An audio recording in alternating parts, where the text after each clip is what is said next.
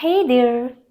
Today's lesson is going to be very interesting. It is not just that we are going to learn any random idioms, but we are going to learn to express our agreement or disagreements in idiomatic expressions in everyday conversations. Welcome to Fluency Goals. I am Mandeep, and together we can achieve our goals to fluency.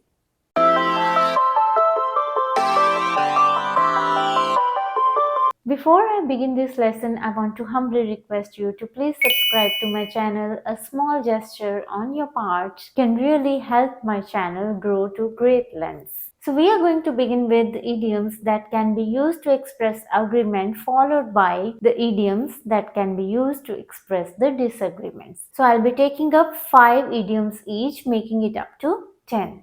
Now let's learn to express agreement. You're preaching to the choir.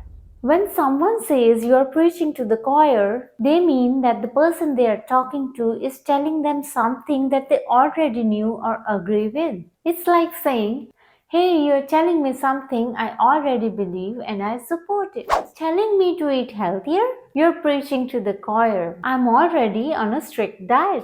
As a teacher, I often hear parents complain about too much homework. But they are preaching to the choir. I assign as little as possible. She kept trying to persuade me to watch that movie, but she's preaching to the choir. I have already seen it 3 times.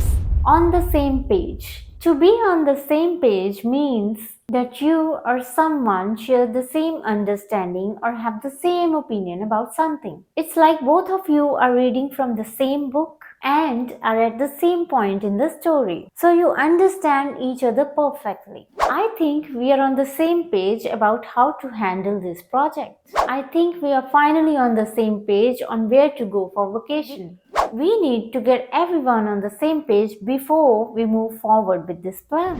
Sing from the same hymn sheet. Singing from the same hymn sheet means that people are expressing the same ideas or opinions in a very coordinated and unified way. So it means everybody is agreeing to what is being said and that agreement is unanimous.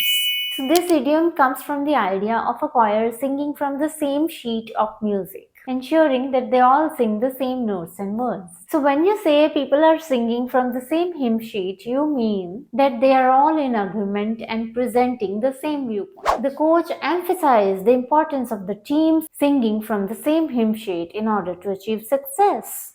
For this project to succeed, it's important that both the partners are singing from the same hymn sheet.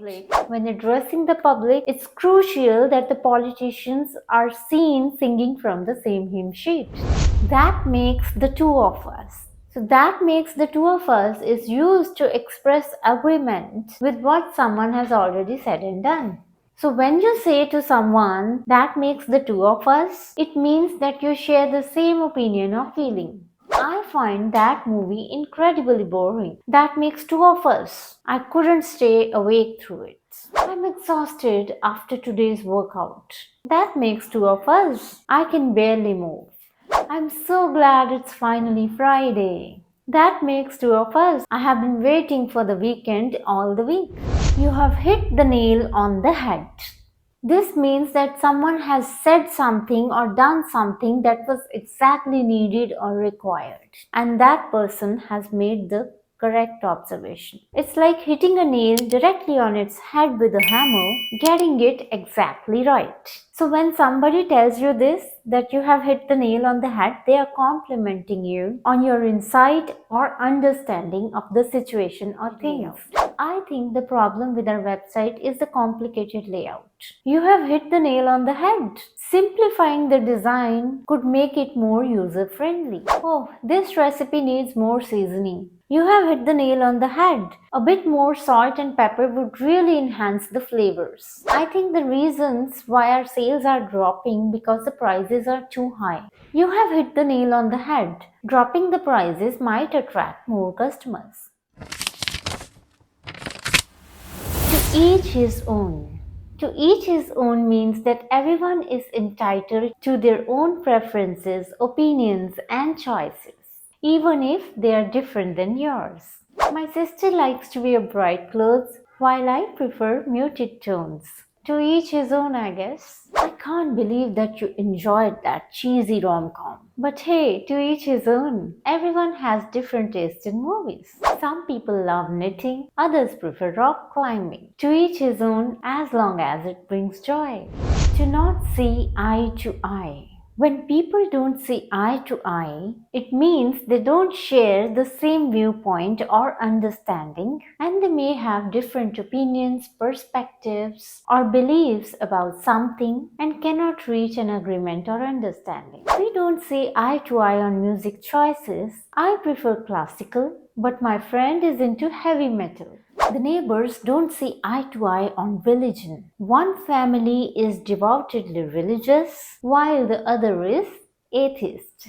My sister and her husband don't see eye to eye when it comes to disciplining their kids. She is more lenient, but he is stricter. Raining on my parade. Raining on my parade or raining on someone's parade. It means someone or something is spoiling or dampening your excitement, happiness. What is a parade? A parade is a show of celebration and excitement, showing joy. But consider somebody just throwing water over it like it's raining. So it's like casting a shadow over a joyous occasion or accomplishment.